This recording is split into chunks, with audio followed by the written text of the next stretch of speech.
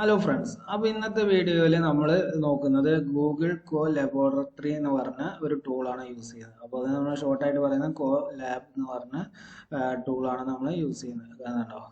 കോ lab എന്താണ് നമ്മൾ പറയുന്നുണ്ട്. അപ്പോൾ അതിൻ്റെ കാര്യങ്ങൾ computer resource including GPU and TPU ഒക്കെ ഇതിൽ ഇൻക്ലൂഡിങ് ആണ്. എന്ന് വെച്ചാൽ ഗ്രാഫിക് പ്രോസസ്സിങ് അങ്ങനത്തെ കാര്യങ്ങളൊക്കെ ഇതിൽ ഇൻക്ലൂഡഡ് ആണ്. പിന്നെ ഇത് എന്തിനാണ് യൂസ് ചെയ്യുന്നത് ഇവിടെ പറയുന്നുണ്ട്. Machine learning and data science and education എന്ന് പറയുന്നുണ്ട്. അപ്പോൾ ഇതിനൊക്കെ വേണ്ടിയിട്ട് നമ്മൾ യൂസ് ചെയ്യുന്ന ഒരു ടൂളാണ് എന്ത്, കൊളാബ് എന്ന് പറഞ്ഞ ടൂള്.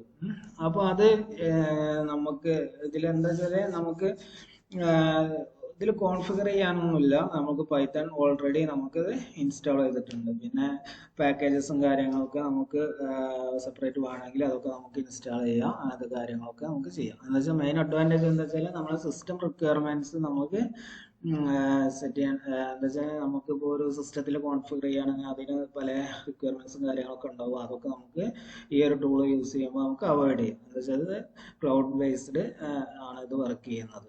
അപ്പോൾ അതിന് നമുക്ക് കുറച്ച് മെമ്മറി, അതിൻ്റെ CPU കാര്യങ്ങളൊക്കെ നമുക്ക് ഇവരിത് അലോക്കേറ്റ് ചെയ്ത് തരുന്നുണ്ട്.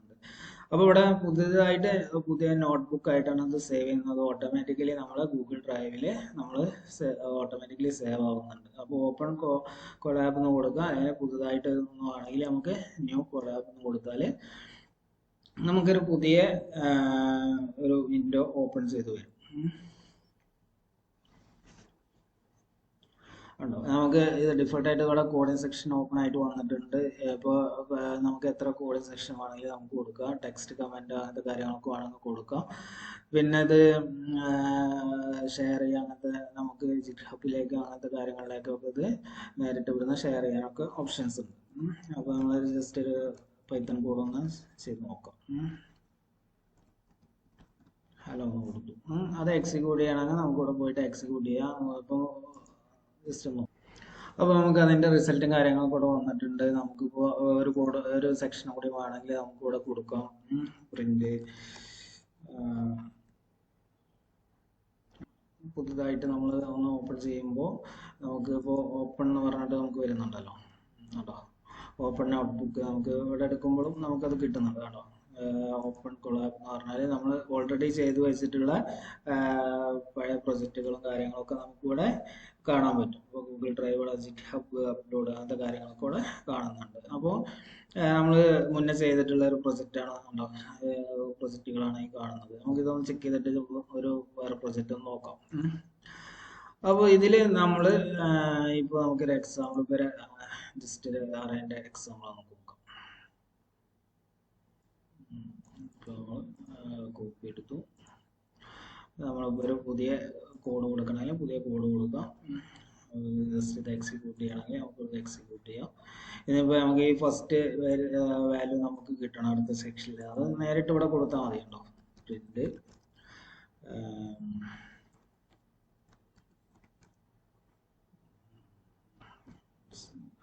അറിയുമ്പോൾ നമ്മൾ അതിൻ്റെ വാല്യൂ കൊടുത്തു.